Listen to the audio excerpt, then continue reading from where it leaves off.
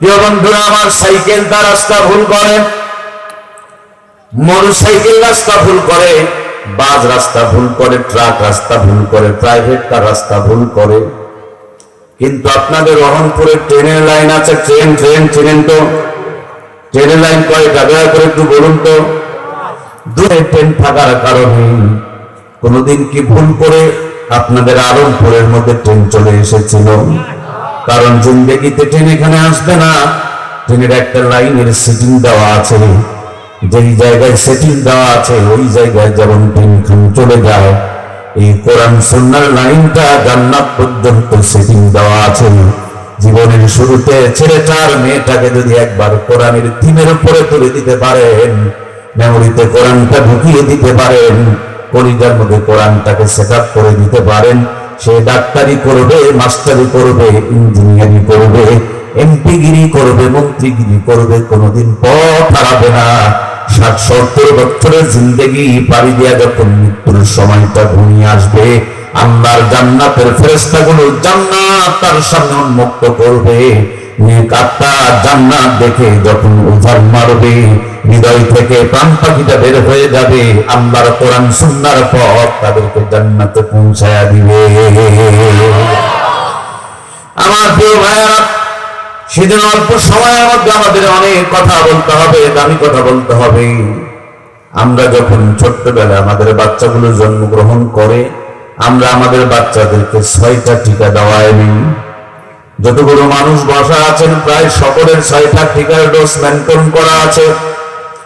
কেন আপনি আপনার ছোট্ট বাচ্চাকে 6টা টিকা দেওয়ালেন? কি জন্য 6টা টিকা দেওয়ালেন? 6টা টিকা দিলে মৃত্যুর আগ পর্যন্ত 6টা রোগ যেমন হবে না। টিকা দিলে যদি আপনার সন্তানকে টিকার বদলতে আল্লাহ তাআলা রোগ থেকে বাঁচায় দেয়, এমন একটা সময় এসেছে, আল্লাহর নবী বলেছেন কিয়ামতের পূর্বে এমন একটা মুহূর্ত আসবে, সকালবেলা মানুষ বাড়ি থেকে ঈমান নিয়ে বের হবে, সন্ধ্যাবেলা বেঈমান হয়ে ফিরবে। কিয়ামতের পূর্বে এমন একটা সময় আসবে, মানুষের হাতের মাঝখানে আগুনের আংলা নিয়ে থাকা সহজ হবে, তার চাইতে বড় কঠিন হবে ঈমানের উপরে টিকে থাকা। বুঝে থাকলে বর্তমান সমাজের দিকে তাকিয়ে দেখুন, আমার মনে হয় এরকমই একটা পরিস্থিতি আমরা পারি দিচ্ছি। আমাদের সন্তানগুলো যেন ঈমান হারাবে, ঈমান না হয়। টিকা দিলে যেমন রোগ থেকে বেঁচে যাবে, আল্লাহর কোরআন সিনায় থাকলে নাস্তিকতার ভাইরাস, কাফেরদের ষড়যন্ত্র ও চক্রান্ত থেকে আল্লাহর কোরআনের বদলতে বাঁচায়া দিবেন কে? আমরা গত কয়েকদিন আগে খুলনা গিয়েছিলাম। আমরা ড্রাইভার সাহেব রেস্ট করার সময় ফ্যান ছেড়ে দিয়েছিল, মানে ওদিকে প্রচন্ড পরিমাণ গরম, অথচ আমাদের উত্তরবঙ্গে অনেক ঠান্ডা। মুখে বলা লাগবে না, আপনাদের শরীরের পোশাক দেখে চেনা যায়। আপনি কানের মধ্যে মাফলার পরেছেন কেন?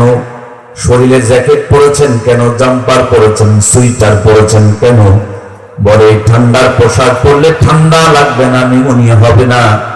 শীতের এই পোশাকগুলো যদি আপনাকে আমাকে ঠান্ডা থেকে বাঁচায় দেয়, কলিজায় আল্লাহর কোরআন নবীর সুন্নতের বিধানগুলো সেটিং করে দেন, দুনিয়ায় নাস্তিকের যত ষড়যন্ত্র চক্রান্ত হোক, সমস্ত ষড়যন্ত্র চক্রান্ত থেকে আপনার আমার সন্তানদের ঈমান বাঁচিয়ে দিবেন কে?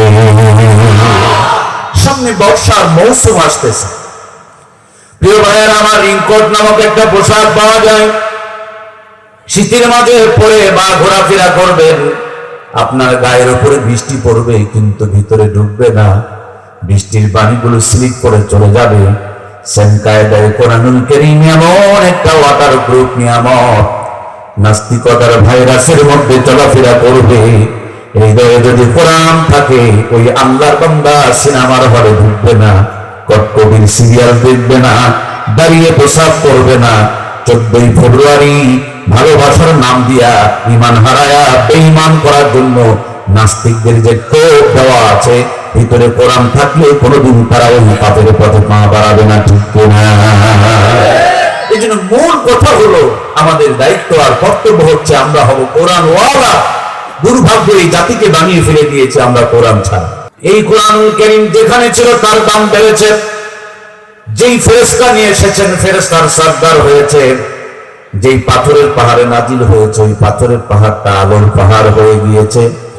যেই রমজান মাসে নাজিল হয়েছে 11 মাসের মধ্যে দামি হয়ে গিয়েছে।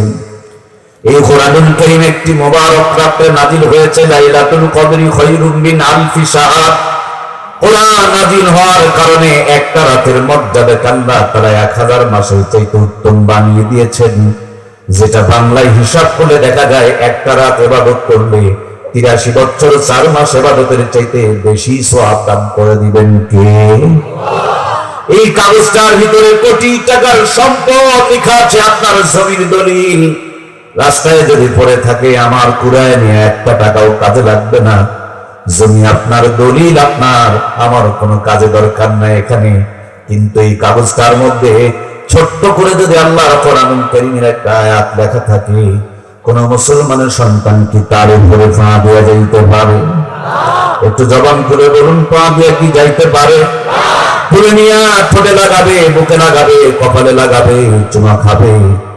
সামান্য একটা ছোট্ট কোরআনের আয়াত যদি একটা কাগজের টুকরার দামি বানায়া দেয়, আমার দরদের ভাইরা, ছেলেটার কলিজায়, মেয়েটার কলিজায় একটু কোরআনুল কারীমকে ঢুকায়া দাও। ভাঙা ঘরে থাক আর বেড়া ঘরে থাক আর খোঁড়া ঘরে থাক, যেখানেই থাকুক আল্লাহর কোরআন কলিজায় থাকার কারণে রহমত আর বরকত নাজিল করবেন কে? এই তো মাত্র 50 বছর আগে, যেদিন আমার দেশ ডিজিটাল ছিল না, স্মার্ট ছিল না, আমার ঘরে কারেন্টের আলো জ্বলতো না, হাতের মধ্যে মোবাইল ফোন চলতো না, কিন্তু ঘরগুলোতে যখন কোরআনের তেলাওয়াত ছিল, ঘরগুলোতে যখন 5 ওয়াক্ত নামাজ ছিল, আমার মা বোনগুলো যখন কোরআন সুন্নাহর সাথে সম্পৃক্ত ছিল, আহারে এক গ্রামে একটা বাড়িতে যদি মাসকালার ডালের তেলানি হয়েছে, গোটা গ্রাম যেন গন্ধে মোহিত হয়ে গিয়েছে। একদিন আতপ চালের বিরিয়ানি খেলে 2 দিন পর্যন্ত হাত থেকে সুঘ্রাণ ছড়িয়েছে। একটা দিন যদি ইলিশ মাছ আর পান্তা ভাত খাওয়া গিয়েছে, কম করে হলো 3 দিন পর্যন্ত হাত থেকে সুঘ্রাণ ছড়িয়েছে। ওই নানি দাদিদের স্মৃতি চারণে পহেলা বৈশাখ উদযাপন করি আমরা। 6 টাকা কেজি ইলিশের মাছ 6000 টাকাতে সাগর থেকে আমদানি করে নিয়ে আসতেছি আমরা। মাছগুলো যেন পচে না যায় বরফ দিয়া প্যাকেটিং করে রাখতেছি আমরা। নরমাল বাড়িঘর ভেঙে দিয়া 10 তলা 20 তলা বিল্ডিং তুলেছি আমরা। সাধারণ মশলা বাতিল করে রাঁধুনি গুঁড়া মশলা ব্যবহার করছি আমরা। মূর্খ নানি দাদিদের নাতনিদের গায়ে পাস, বিয়ে pass, MA pass, degree pass করিয়েছি আমরা। এই 50 বছরে যত উন্নতি করেছি, গুনতে গুনতে রাত শেষ হয়ে যাবে, কিন্তু গণনা শেষ হবে না। যোগ্য মিলায়া দেখেন, রান্নার পর খাবার সময় নাকে নিয়ে চেক করতে হয় ইলিশ না সিলভার কাপ। কথা বলুন ঠিক কিনা? আগে কি সুন্দর দিন কাটাতাম, আমার যুগের নাই নাকি? আগে কি সুন্দর দিন কাটাতাম। 80 থেকে 14 ফেব্রুয়ারি প্রস্তুতি নাও প্রিয় ভাইয়েরা। আগে কি সুন্দর দিন কাটাতাম আমরা, আগে কি সুন্দর দিন কাটাতাম। ফজর যখন হইত মুয়াজ্জিন আযান দিত, মধুর আযান শুনে বিছানা ছাড়িতাম আমরা। মধুর আযান শুনে ঘুম ছাড়িতাম। যতই থাকুক কাম আগে নামাজ পড়িতাম, হাজার থাকুক কাম আগে নামাজ পড়িতাম। নামাজ পড়িয়া কোরআন পড়িতাম আমরা, নামাজ পড়িয়া তেলাওয়াত করিতাম। আগে কি সুন্দর দিন কাটাতাম আমরা, আগে কি সুন্দর দিন কাটাতাম। ধরে বলুন মারহাবা। আরে ডিজিটাল স্মার্টনেস।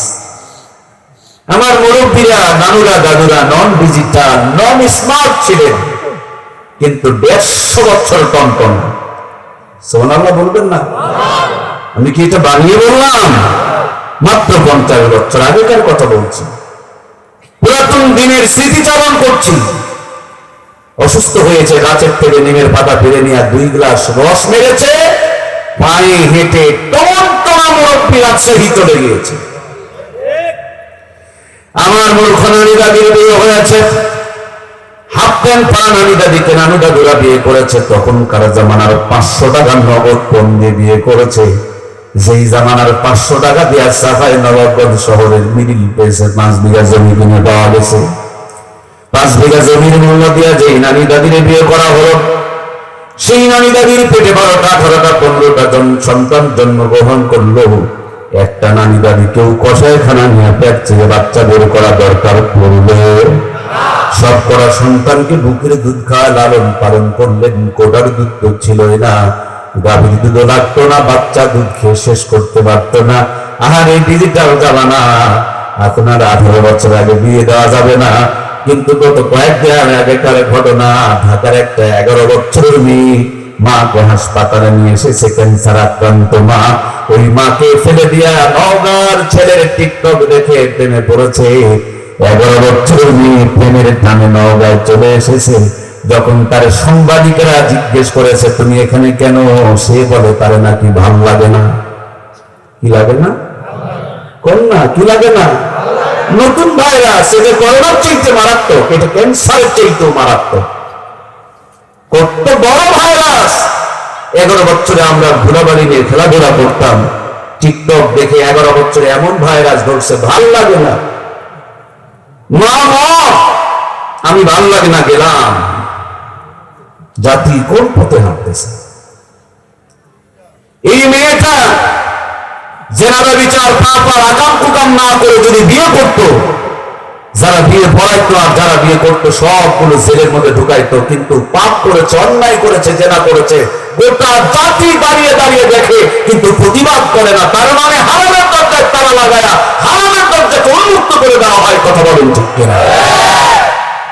কি আজব তামাশা! বলে ভাল লাগে না। সত্যি কথা বুকে হাত দিয়ে ইমানের সাথে বলেন, ওই মেয়েটার পরিচয় যদি আল্লাহর কোরআন থাকতো, ক্যান্সারে আক্রান্ত মাকে হাসপাতালে ফেলে দিয়ে নওগাঁয় কি চলে আসতে পারত? ওই ঢাকার ওই নওগাঁ, বয়স মাত্র 11 বছর, টিকটকে এমন টাকা পাকাই দিয়েছে, হাসপাতালে মাকে ফেলে দিয়ে নওগাঁয় চলে এসেছে। এজন্য প্রিয় ভাইয়েরা, এখান থেকে আপনি রাজশাহী যদি যান, নিম্নে সামনে 50টা রাস্তার মোড় পড়বে। কোথাও যদি ভুল করে ফেলে দেন, গন্তব্যে পৌঁছতে পারবেন না। আমাদের গন্তব্য তো জান্নাত। এই 60-70 বছর পাড়ি দিতে গিয়ে হাজার হাজার সামনে শয়তানের বাধা ব্যারিকেড পড়বে। সন্তানকে ওভারকাম করে জান্নাতে যেতে হবে। এই জন্য জান্নাতে যাওয়ার জন্য কোরআনটা তার সিনায় ঢুকিয়ে দিতেই হবে। কোরআন বিহীন কোন সন্তান তার মন্দিরে মুকসুদ পর্যন্ত পৌঁছতে পারবে না। ঠিক কিনা? এখন 18 বছর আগে বিয়ে দেওয়া যাবে না, বিয়ের পর পর বাচ্চা নেওয়া হবে না। কত কি যে গ্রামে গ্রামে সাপ্লাই করে বেড়াই, যাতে করে আরো 5 বছর বাচ্চা ছাড়া কাটায় দিতে পারে। 25-30 বছরে বাচ্চা নিতে চায়, চাপায়ের একটা বড় গাইনি ডাক্তারের সাথে যোগাযোগ শুরু করে দেয়। পেটে বাচ্চা আসার পর ইসিজি, এক্সরে, আলট্রাসাউন্ড শুরু হয়ে গেল। কায়দায় না বেকায়দায়, শুকনাতে আছে না নরমালে আছে, ভিটামিন আছে না নাই, ক্যালসিয়াম আছে না নাই, মিনারেল আছে না নাই, আয়রন আছে না নাই, জিঙ্ক আছে না নাই, হাজার তরিকার পদ্ধতি চালায়, কিন্তু পেটের ভুঁড়িটুকু ঢেকে রাখতে তারা চায়। বুকের মধ্যে কাপড় খুঁজে পাওয়া যায় না, মাথায় তাদের ঘুমটা বিরাজ করে না। এই জন্য 70 থেকে 80% মা বোনকে এখন কষাইখানা নিয়ে পেট চিরে চিরে বাচ্চাগুলো বের করতে হয়। কথা বলুন ঠিক কিনা? ওদের বুকগুলো ছিল ঢাকা, আল্লাহ দিতেন তাদের বুকের মধ্যে রহমত, আর আমার মা বোনগুলো তাদের বুককে রেখে দিয়েছেন ফাঁকা। এই জন্য স্তন ক্যান্সার শুরু হয়ে গিয়েছে, তার মানে শুরু হয়ে গিয়েছে আজাবার গজব। আহারে সোনার বাংলা, স্বাধীন বাংলা, স্মার্ট বাংলা, ডিজিটাল বাংলা, এই বাংলার জমিনে ঘুরি আর চিন্তা করি। সেদিন বগুড়াতে একটা ছোট্ট বাচ্চা কোলে তুলে দিয়া বললেন, হুজুর বাচ্চাটাকে বাতাস লেগেছে, একটু পানি পরে দেন, ফুল দিয়া দেন।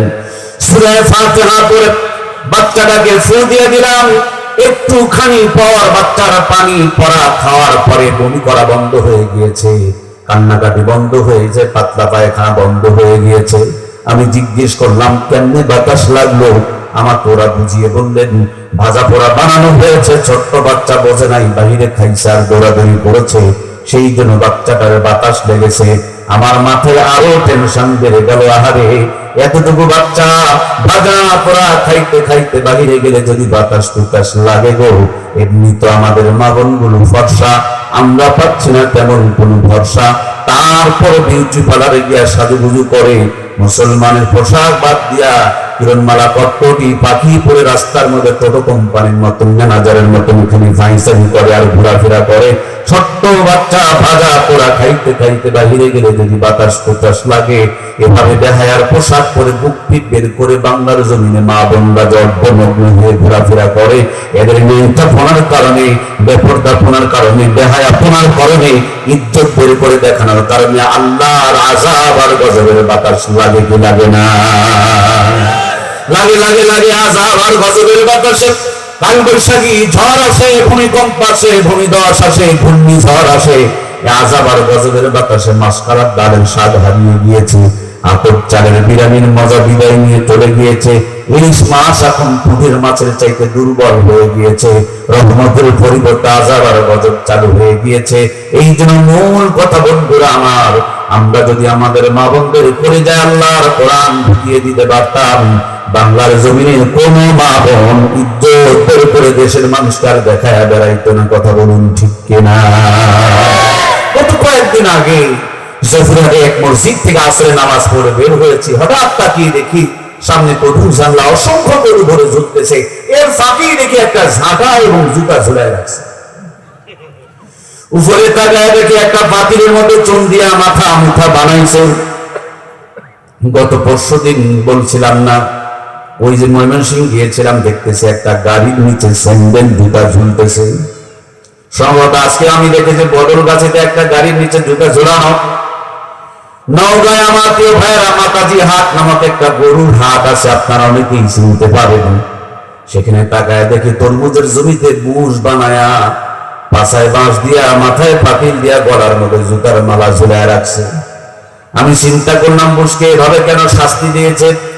এক চাচা বললেন না, এটা বুশকে শাস্তি দেওয়া হয় না, তরমুজের জমিনে ছোট্ট তরমুজের উপরে যদি বদনজর পড়ে, সব মানুষের নজর ভালো নয়, কিছু কিছু মানুষের নজর খারাপ, তরমুজ পৌঁছে যাইতে পারে। এই জন্য আগাম তরমুজ যেন নষ্ট না হয়, আগে যদি জুতার উপরে নজর পড়ে তাইলে নাকি বদনজর মানলে আর থাকবে না। আমাদের গ্রামে হানাফিয়ারা আহলে হাদিসের গোটাগুটি আছে, এরা মসজিদ ভেঙেছে, মাদ্রাসা ভেঙেছে, ঈদের মাঠ ভেঙেছে, শেষ পর্যন্ত কবরস্থান ভেঙে ফেলে দিয়েছে। এদের থিম হলো মসজিদ যখন গুতাগুতি করে কবরস্থানে গুতাগুতি করতে পারে, এই মনে করে তারা কবরকে ভেঙে ফেলে দিয়েছে। আমাদের গ্রামে নতুন যে মসজিদ খানা হয়েছে, এই মসজিদটার নাম হলো আহলে হাদিস মসজিদ। আমি চিন্তা করি, আমার ভাই, নতুন বানালেই যদি বেদাত হয়ে যায়, তোমরা যে মসজিদের সামনে আহলে হাদিস দেখলা, ওইটা কি বেদাত নয়? এটা নয়, ওটা যে আমরা করছি এই জন্য এটা নয়। ইমাম আবু হানিফাকে মানা যাবে না, কিন্তু আব্দুর রাজ্জাক বিন ইউসুফ সাহেবকে মানা যাবে। আব্দুর রাজ্জাক বিন ইউসুফকে তো আমরা মানি না, আমরা কোরআন সুন্নাহ মানি। তো ওরাও তো তাই বলবে যে আমরা আবু হানিফাকে মানি না, কোরআন সুন্নাহ মানি। দিন শেষে একই কথা রে ভাই। আমার আল্লাহ আমাকে 14 বার তার ঘর বাইতুল্লাহ পবিত্র হজের সফর নিয়েছেন, শতাধিকবার আল্লাহ উমরায় নিয়েছেন। আমি আমার রবের ঘরে দেখেছি কেউ বুকে হাত বেঁধে নামাজ পড়ে, কেউ হাত ছেড়ে দিয়ে নামাজ পড়ে, কেউ নাবিতে হাত বেঁধে নামাজ পড়ে। আর আমার বাংলার জমিনে কি কোন ভূত আমাদেরকে ধরলো, খালি মারামারি আর ভাঙাভাঙি, কাটাকাটি আর পিটাপিটি। এটা কোন ইসলামের থিম হতে পারে না। একে অপরকে বুকে জড়িয়ে নিয়ে আমরা সামনে এগিয়ে যেতে চাই, নইলে আমাদের তকদিরে আরো বড় বিপদ অপেক্ষা করছে। আল্লাহ তাআলা আমাদেরকে এক আর নেক হাত তৌফিক দান করে বলুন আমিন। বাংলাদেশে একজন হুজুরও খুঁজে পাবেন না যে হুজুর বলবে আমি গুতাগুতির পক্ষে। সবাই যদি গুতাগুতির পক্ষে না হয়, তাহলে গুতাগুতি শিখায় কে? কে গুতাগুতি শিখায়? ডান হাতে তেল নিলে নাকি মাথায় দেয়, বাম হাতে তেল নিলে নাকি আজাগায় দেয়। হুজুরের ভাষা দেখে, কথা দেখে, তার হাদিসের যে বিবরণ, সেগুলো দেখে বোঝা যায় যে উনি জাতির ঐক্য করতে এসেছেন না গুতাগুতি লাগাইতে এসেছেন। আমরা মুসলিম হিসাবে দায়িত্ব আর কর্তব্য, যারা ঐক্যের পক্ষে আহ্বান করে আমরা তাদের সাথে থাকবো, কোনো বিভেদকারীর পিছনে যাব না ইনশাআল্লাহ। বড় বিপদে আছি আমি। টুপিটা দেখেন, আমার কষ্ট হচ্ছে কি আপনাদের? টুপির মধ্যে ভাগ, আলিয়ার টুপি আর কওমির টুপি পার্থক্য আছে না নাই? কওমির হলো 5 কলি, আলিয়ার হলো অনেক লম্বা টুপি। আবার হানাফি আর আহলে হাদিস, আমি সবচেয়ে বড় পেরেশানিতে থাকি। জন্মগ্রহণ করছি আহলে হাদিসের ঘরে, লেখাপড়া করছি হানাফি মাদ্রাসায়, পড়ছি কওমিতে, একটু পড়ছি আলিয়াতে। আলিয়াতে গেলে কয় কওমি, কওমিতে গেলে বলে আলিয়া। এই জন্য টুপি একটা খুঁজে খুঁজে বের করছি যাতে করে কওমি আলিয়া কোনোটাই না হয়। আল্লাহ জাতিকে তুমি গোদাগতি থেকে মুক্ত করো, বলো না আমিন। ভাইরা কষ্ট নিচ্ছেন কি? আর একটা কথা বলবো, আল্লাহ তাআলা কোরআনে আমাদের জন্য বলেছেন, রব্বানা আতিনা ফিদ দুনিয়া হাসানাতাও ওয়া ফিল আখিরাতি হাসানাতাও ওয়া কিনা আযাবান্নার। হে গোলাম, আমার কাছে যখন চাইবা দুনিয়া এবং আখিরাতের উত্তমতা কামনা করবা, কিন্তু আমরা একদল মানুষ, কেউ দুনিয়া নিয়ে এত ব্যস্ত, আখিরাতে ওযু গোসল ফরজ জানে না। আবার কেউ আখিরাত নিয়ে এত ব্যস্ত, নিজের পেটের ভাতটাও ভালো করে বের করতে পারে। মানে কেউ দুনিয়া নিয়ে ব্যস্ত, কেউ আখিরাত নিয়ে ব্যস্ত।